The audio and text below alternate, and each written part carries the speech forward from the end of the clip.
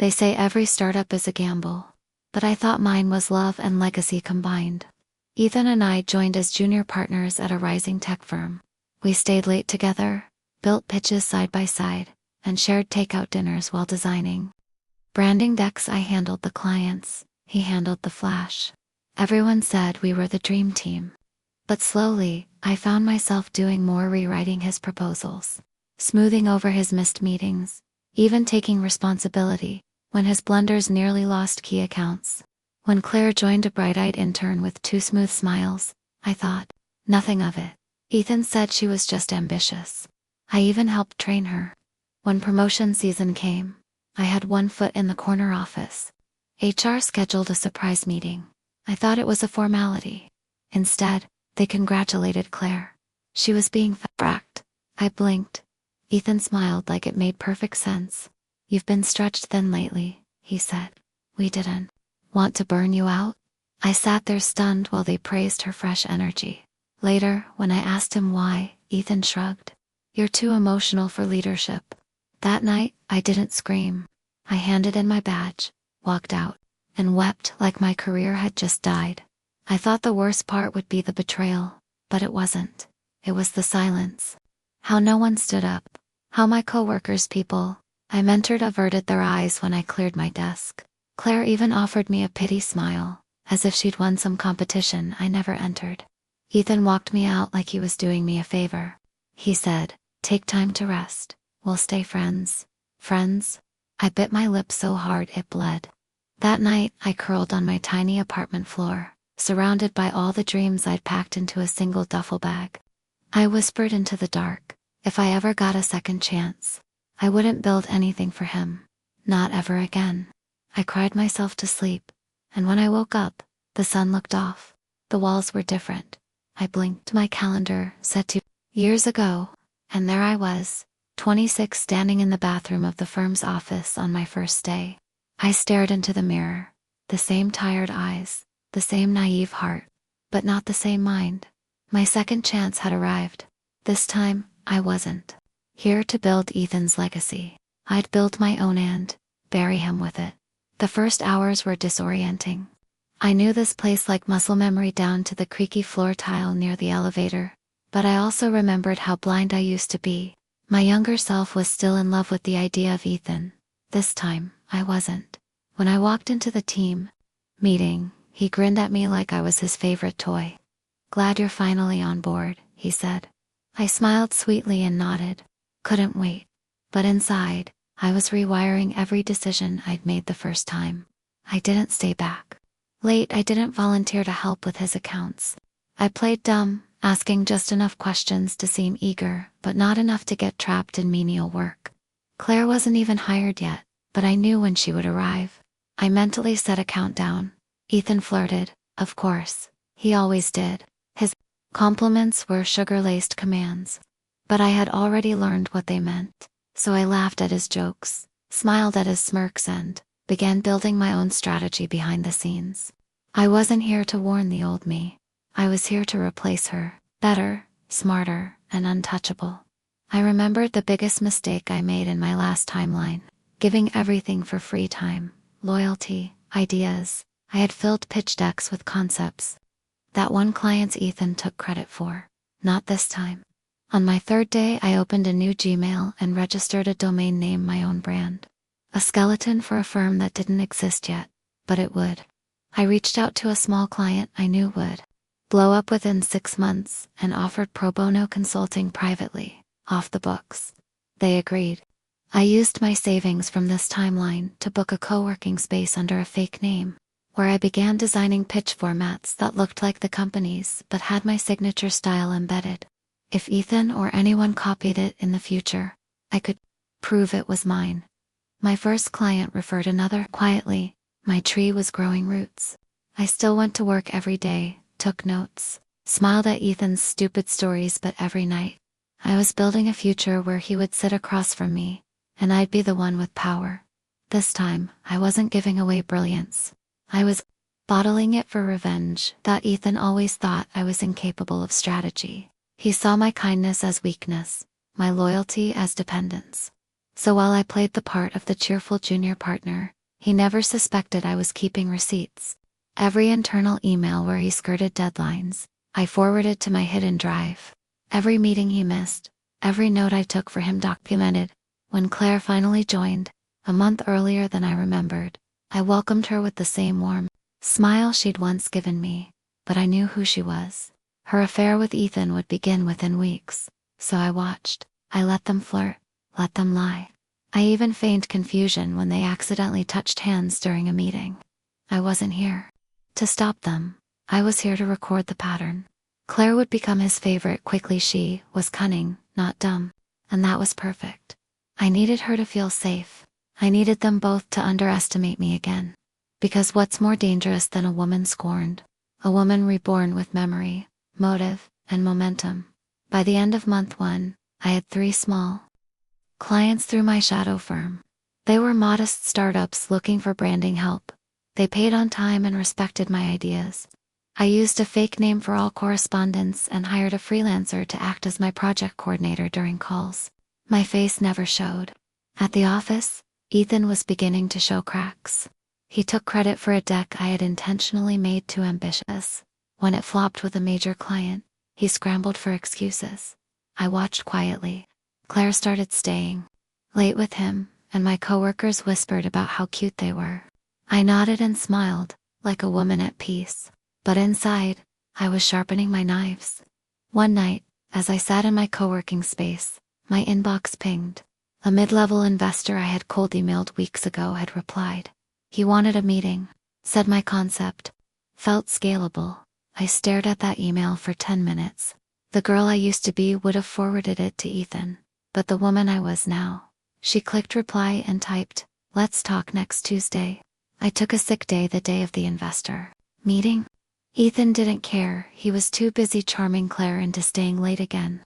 I showed up at a quiet rooftop cafe with a fresh blazer and fire in my chest. The investor, Marcus, was early. He greeted me like I was already someone. You've Got bite, he said. Your pitch isn't just smart, it's pissed off. I like that. I told him the truth. I used to build for others who never saw me as more than scaffolding. This time I was the building. He laughed, said he'd offer seed funding, under the condition that I stayed low for now, and kept growing the client base. I agreed. I didn't need a spotlight, yet I needed leverage. When I walked out of that meeting, I didn't feel like the girl who once cried on the floor. I felt like someone reborn. When I returned to the office, Claire was at Ethan's desk, giggling over some inside joke. He barely noticed me. That was fine. One day soon, they'd both only see me on. Wish they hadn't. 3 months in, my secret company had 6 clients. I hired a part-time assistant and signed the papers to formally incorporate the business. I called it Vior, Latin for strength and revenge. Meanwhile, Ethan was too busy getting sloppy. He left Claire's lipstick on his collar during a board meeting and used company funds for a wellness retreat that was clearly just a getaway with her. HR turned a blind eye, as expected. The company had no real oversight structure. That was going to be his downfall. I spent each day pretending to be his second brain, fixing errors before they became disasters. Every time he leaned on me, it reminded me how high I could climb standing on the bones of men like him. Claire, now officially promoted to brand strategist, began stepping on toes. She took credit for my ideas. I let her.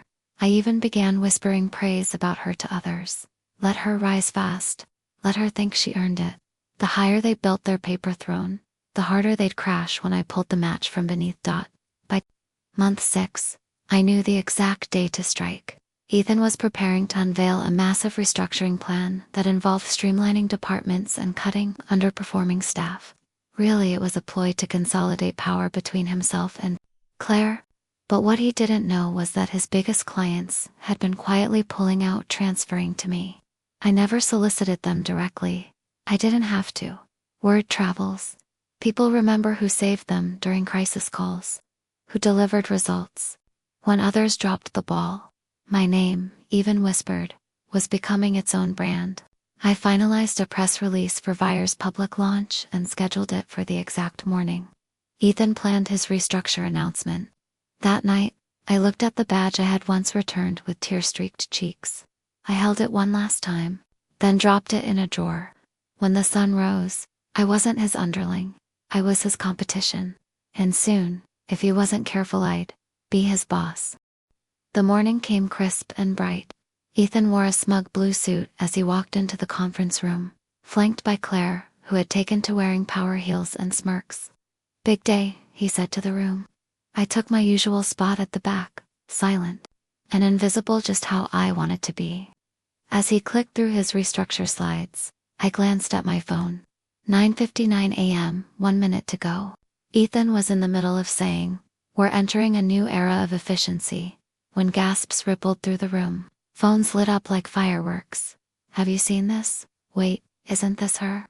Vire's launch was live.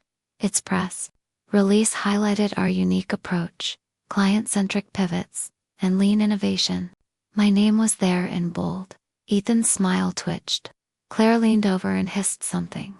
He tried to continue, but the room was slipping. I stood and walked out, calm and collected. Behind me, I heard the board murmuring. Half of them had already emailed their assistants to look into Vuyor. The game had started, and I had made the first move right under their noses, with a soft voice and a loaded strategy. Back in my apartment, I watched the analytics spike. Within 2 hours, our website had 10,000 views, mostly from corporate IP address, including Ethan's firm. My assistant sent me a screenshot. 3 former clients of Ethan's had already booked consultations. The tide was moving, and it wasn't gentle. I poured a glass of water and stared at my reflection. I didn't feel triumphant. I felt focused. Revenge was never about loud declarations, was about precision. Meanwhile, Ethan scrambled. He sent a congratulatory email to me, laced with thinly veiled questions. I ignored it. Then came the second move. Claire began copying elements of my pitch formatting. They thought I wouldn't notice. But each of my proposals had invisible watermarks, digital fingerprints embedded in the code. My lawyer was ready. By day's end, a cease and desist letter was hand-delivered to their office. Claire looked pale. Ethan looked furious. But there was nothing they could say. I had learned from the best of them. Now I was better, and I had the law on my side. The cease and desist hit harder than I expected. Claire posted a vague story on LinkedIn about toxic competitors. Ethan called me first with faux friendliness, then with veiled threats. "This is small-town stuff," he said. "You don't want to burn bridges," I replied. "Some bridges aren't worth crossing twice." Then I hung up. My assistant laughed and said it should be a slogan. Ethan's biggest investor pulled out the next day. Apparently, they didn't like potential lawsuits involving intellectual theft. Ethan panicked and called an emergency meeting, which I heard about through a former coworker who'd jumped ship to Vuyor. Claire tried to downplay it. "She's just bitter." But bitterness doesn't build empires. Every time they tried to discredit me, it backfired. I wasn't chasing gossip, I was delivering results. While they fought smoke, I was planting trees. And the next stage of my plan was already unfolding, acquiring the company Ethan once believed he owned. But I wouldn't just take the building. I wanted the moment. I wanted them seated at my table, confused, ashamed, and wondering how the girl they discarded became the woman with all the keys. I knew Ethan would never sell willingly. His ego was his final fortress, so I used a proxy, a silent buyer. A friend of my investor, Marcus, began purchasing quiet shares from disillusioned partners. No one saw the pattern. They just thought a new firm was interested in diversifying assets. Ethan, desperate for funding, didn't question it. Claire, too busy trying to salvage her fake branding ideas, missed it entirely. Within 6 weeks, the proxy owned 51% of the company. The day the deal closed, I booked a meeting with Ethan and Claire under a false name. They showed up thinking it was a pitch opportunity. Instead, I walked in. Claire blinked 3 times. Ethan's jaw tightened. "What is this?" he asked. I sat down calmly and placed the ownership documents on the table. "Congratulations," I said. "You now work for me." The silence was everything I had imagined. Claire's face crumpled. Ethan tried to laugh it off, tried to negotiate, but there was no loophole. They hadn't just lost control. They had handed it to me, brick by brick. Ethan refused to accept it. "This is a power move," he spat. "You'll never make it work. The board won't follow you." I leaned forward and smiled. "You don't understand. I am the board." Now, he stood and paced. Claire stayed seated, her lips tight and eyes damp. For once, her smirk was gone. I told them they'd be retained under new roles. Claire would go back to junior strategy. Ethan would remain as a liaison, reporting directly to a director I'd appoint. "You can quit," I said, "but your reputations are already bleeding. Working here might be the only way to salvage what's left." Claire mumbled that she'd stay. Ethan said nothing. I didn't gloat. I didn't raise my voice. I just handed them their new contracts and stood. "I'm due in another meeting. Welcome to the team." And I walked out, just like I had the first time, but this time, I didn't cry. I didn't break.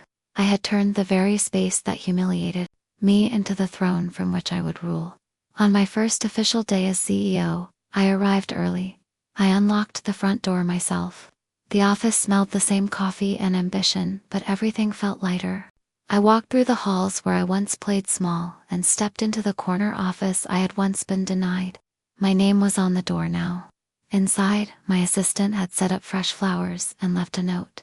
"Welcome home." I took a deep breath and sat in the leather chair Ethan once bragged about. The morning staff meeting was scheduled at 9. When I walked in, heads turned. Whispers began. Ethan sat in the middle row, flipping his pen. Claire sat stiffly beside him, avoiding eye contact. I opened the meeting with a calm voice. "Let's begin." I presented Vire's integration strategy. I welcomed questions. I called on Ethan twice. He answered like any employee would. When it ended, I thanked them all and left the room. I didn't look back. I didn't need to. I had already won. And this time, no one could take it from me. Asterisk that afternoon, the news broke. Veolia acquires Ethan Lang Consulting in silent buyout. Industry insiders were stunned. I had taken over without a whisper of war. The headline went viral in professional circles, especially the line quoting me, "Revenge is unnecessary when excellence speaks louder." Claire deactivated her Twitter. Ethan didn't show up the next day. My assistant received a passive-aggressive email from him. "I'll be working remotely until further notice." I let it slide. The more he distanced himself, the easier it was to rebuild the company from the inside. I met one-on-one with the remaining department heads. Many confessed they had stayed only because of me before. One woman whispered, "You always deserved more." We knew it. I returned to my apartment that evening, not as someone who'd taken something, but as someone who had reclaimed everything. Every inch of this journey, every ounce of pain, was now part of a new foundation. I didn't seek applause. I wasn't here to be liked. I was here to lead with strength, silence, and strategy. And with every passing day, it became clear. I wasn't just back. I was miles ahead of where Ethan ever imagined I could go to. Weeks later, Ethan returned to the office clean-shaven, wearing his old gray suit, like a man trying to pretend nothing had changed. He walked in with stiff shoulders and avoided my eyes during the Monday sync. Claire had adjusted slightly better, at least she dressed like she belonged in the room. Ethan still acted like he owned the walls, even though they were mine now. After the meeting, he asked for a private word. In my office, he closed the door and stood there awkwardly. "I've been thinking," he said. "Maybe we can partner again. You have your name, but I have connections." I almost laughed. "You mean the connections who called me first?" I stood and offered him a folder. Inside was a performance review, his own, based on his last 30 days of work. His face turned red as he read. "You're serious?" I nodded. "I need results, Ethan, not nostalgia." He left in silence. I could feel his fury, but it no longer mattered. The version of me who once needed his validation was long gone. And the one who replaced her, she needed nothing from him, not even his apology. The next few weeks tested my patience more than my strategy. Ethan was passive-aggressive in meetings, correcting junior staff unnecessarily, sighing loudly when decisions didn't go his way. Claire, meanwhile, had started trying to mimic my leadership style, soft-spoken, sharp, and deliberate. It was almost amusing. During one team huddle, She presented an idea that was almost word for word something I had shared internally a month prior. I didn't call her out. I let the silence hang, then turned and said, "Great. I look forward to seeing how you execute it this time." Her cheeks burned. Afterward, I overheard her whispering in the hallway, "She thinks she's better than us." No, Claire, I didn't think. I knew. The staff, once loyal to Ethan by force or fear, now looked to me with trust. There were smiles in the halls, genuine laughter at lunch breaks. The company culture shifted without fanfare. And slowly Ethan began shrinking. He stopped offering ideas. He stopped making eye contact. The moment he realized he was no longer the center of gravity, broke something in him.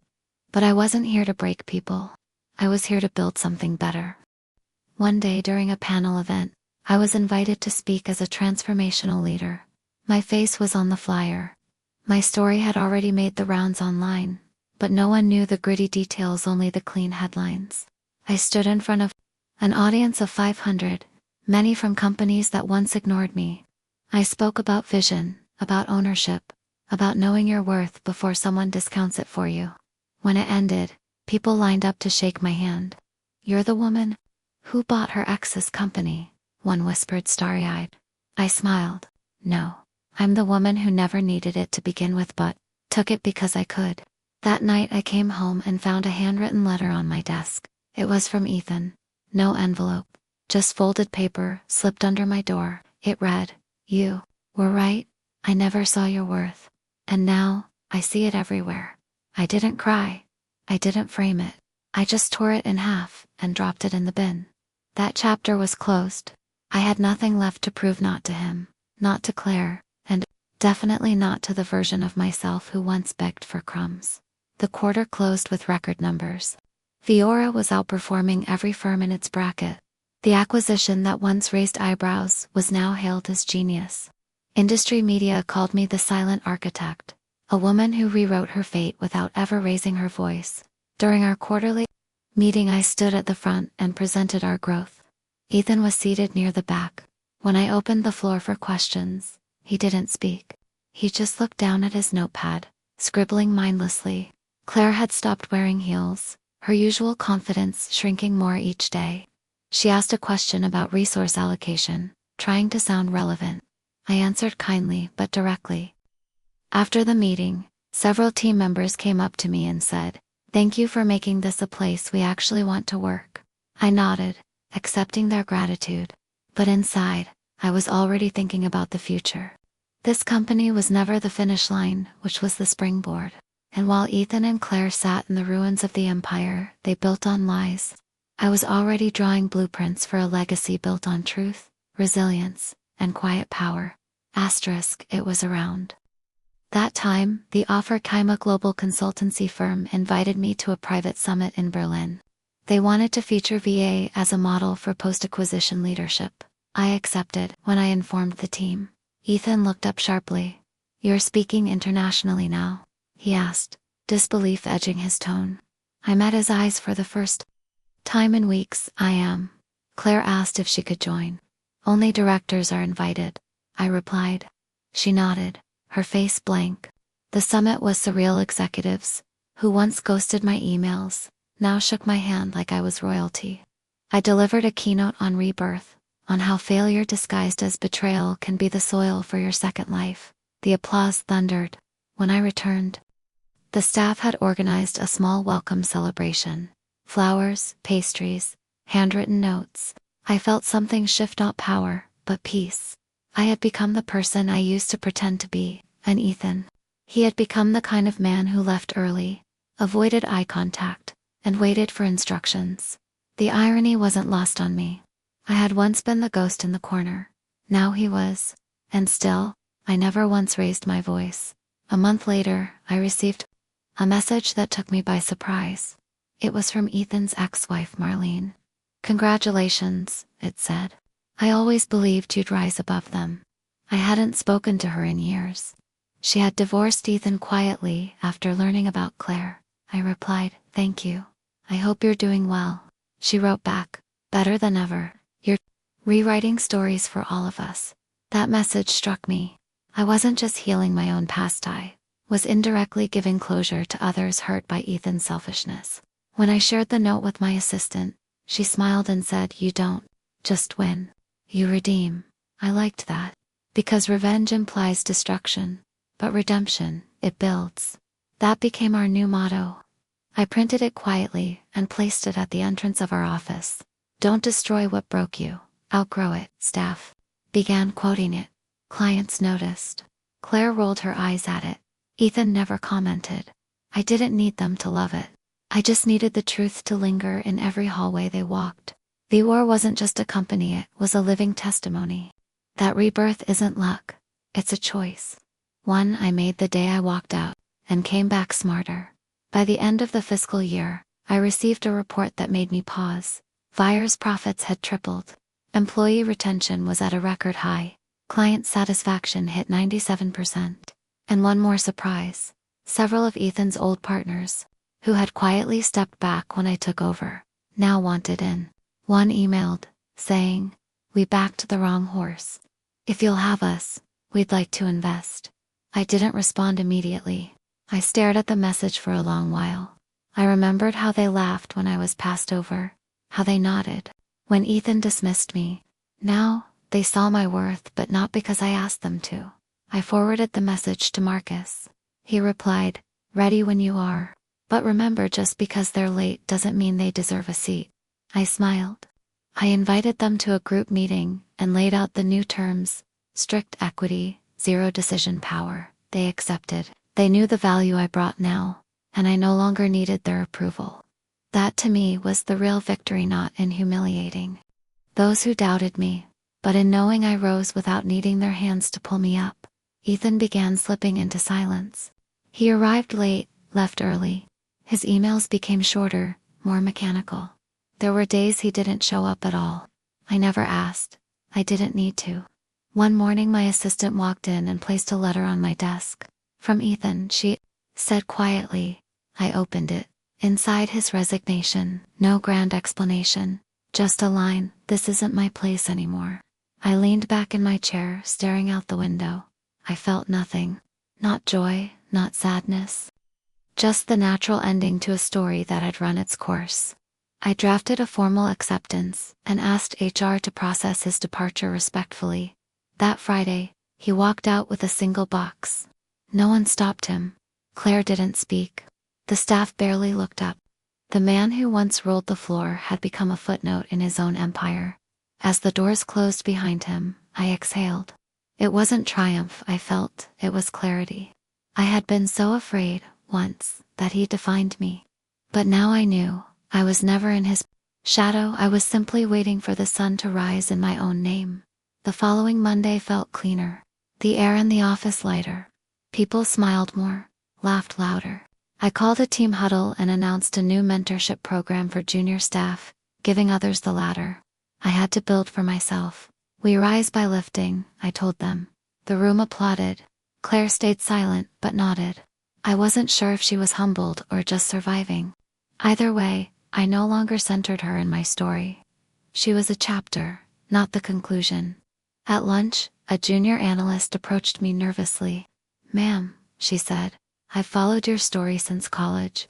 You're why I joined this field." I blinked, caught off guard. She continued, "You're living proof that we don't have to stay small just because someone told us to." I smiled and touched her shoulder. "Then make sure you never let anyone shrink you." In that moment, I realized I wasn't just leading a company. I was shaping the soil for others to plant something bigger. Ethan had wanted control.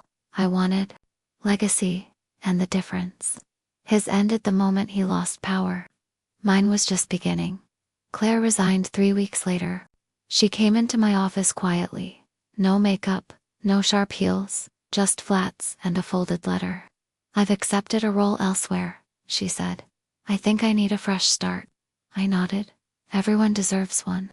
She looked at me and whispered, "I really thought he loved me." I didn't respond.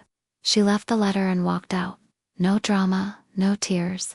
Just a girl who finally understood she was never the exception, only the next. I read her letter later. It was short, almost apologetic. "You were always better. I see that now." I placed it in the drawer with Ethan's torn note. not as trophies, but reminders. Not everyone who hurts you is evil. Some are just lost, and their damage teaches you to find yourself. As Claire exited the company, I didn't throw a party or whisper gossip. I simply let her go, because closure isn't about confrontation. It's about walking forward without needing to turn back. And that's what I did. Each step louder, each breath steadier. I had been the girl who cried in a stairwell. Now I was the woman who owned the building, and there was still more to build. I commissioned a new floor plan, expanding the VOR office into the vacant unit next door. It wasn't just growth. It was a symbol, a physical, permanent expansion. Staff watched walls come down and new glass panels go up. We're not just breaking ceilings, I told them during a soft launch. We're making the building taller. A team member raised their hand, smiling. Will you name a conference room after yourself? I laughed. No, but maybe after the woman I used to be. They clapped, and I saw in their eyes something that Ethan and Claire never earned. Trust built on respect, not fear or seduction. Later that evening, alone in the office, I walked through the new space, touching each glass wall. No noise. Apology. Just echoes of silence filled with pride. I saw my reflection in the glass, confident, grounded, whole. This wasn't about revenge, it never had been. It was about becoming the version of myself I was always meant to be, if the world hadn't tried so hard to keep me small. Ethan gave my job to his mistress. But, Reborn, I gave the world something better: my voice, my vision, and a new way to define power. As our 3rd anniversary approached, the board asked if I wanted to do a public event. I hesitated. I wasn't one for stage lights, but something in me said yes. Not to show off, but to create a record. I wanted younger women to see that strength doesn't always roar. Sometimes, it rebuilds in silence. The venue was Modesta Downtown Gallery. We'd transformed into a timeline of our journey. Photos, testimonials, even artifacts. At the end of the exhibit, there was a single display. My old badge from the company Ethan once ran. It was cracked, faded, nearly forgotten. I placed a placard beside it that read, "Where I was silenced, I found my voice." The event was emotional. Several guests cried. Reporters asked careful questions. I answered all of them with grace. When one asked, "What would you say to the man who once took everything from you?" I smiled. "Thank you." Because I didn't lose myself, found her. The applause was long. And in that moment, I didn't feel like a CEO or a survivor. I felt like a lighthouse. Something solid, unshaken, guiding others through storms they once thought they'd never survive. The day after the event, a bouquet of lilies arrived at reception with no card. My assistant guessed aloud, "Maybe Ethan." I shrugged. Maybe not. I didn't care. What mattered was what I had done with the pain. I hadn't thrown it back, I planted it. I'd built something with it. At home that evening, I finally opened a sealed envelope from my past self. Years ago, on a therapist's suggestion, I'd written a letter to myself for the day I felt whole. I had almost forgotten it. It read, "If you're reading this, you made it. Remember how it felt to be unseen, so you never make others feel that way. Remember the stairwells, the sobs, the silence, and how they didn't break you, they built you." I cried. Not out of sadness, but because she had waited so long for me. And I had finally arrived. That night, I lit a single candle and sat beside my window, watching the city glow beneath me. I wasn't just healed, I was reborn. And my rebirth wasn't marked by who I defeated. It was marked by who I became, once I stopped trying to be enough for anyone but myself.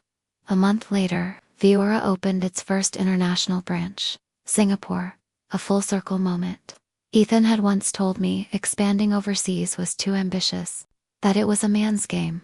I remembered every word.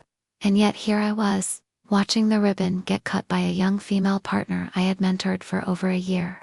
She had tears in her eyes as she said, "I hope I make you proud." I replied, "You already do." Back home, our clients multiplied.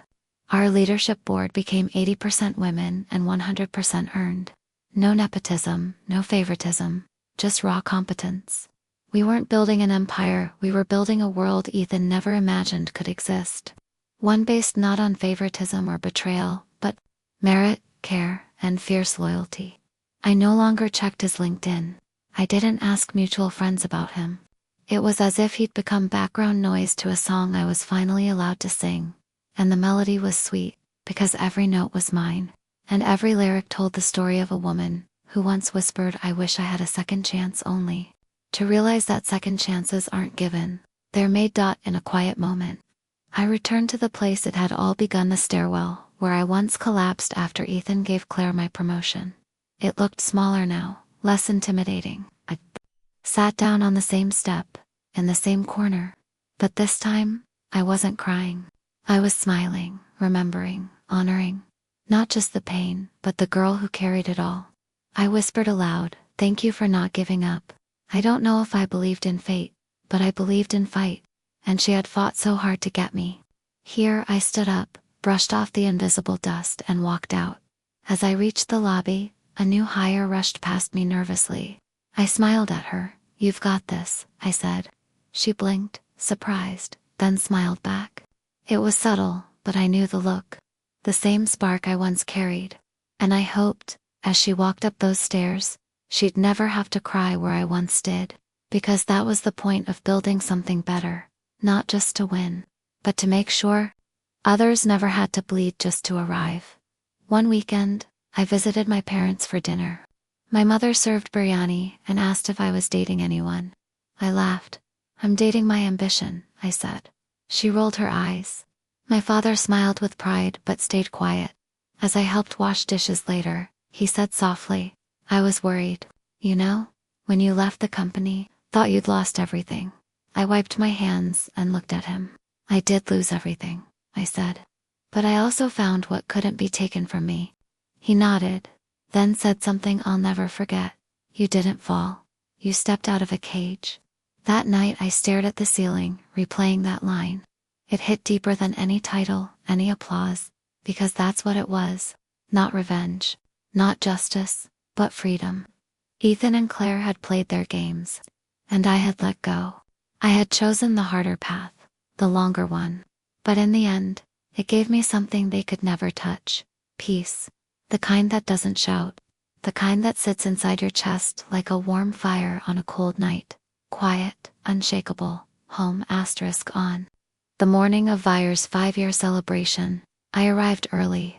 The office was empty, washed in soft dawn light.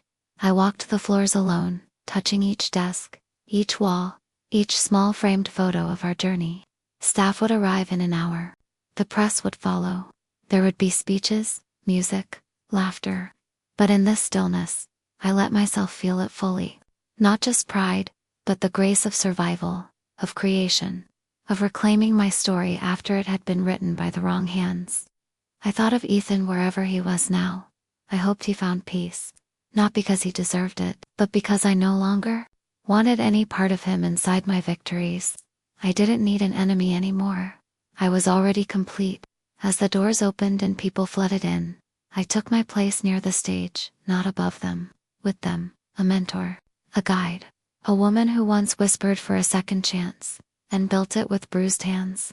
And when I finally stepped up to speak, I looked out and said, "They gave my job to his mistress."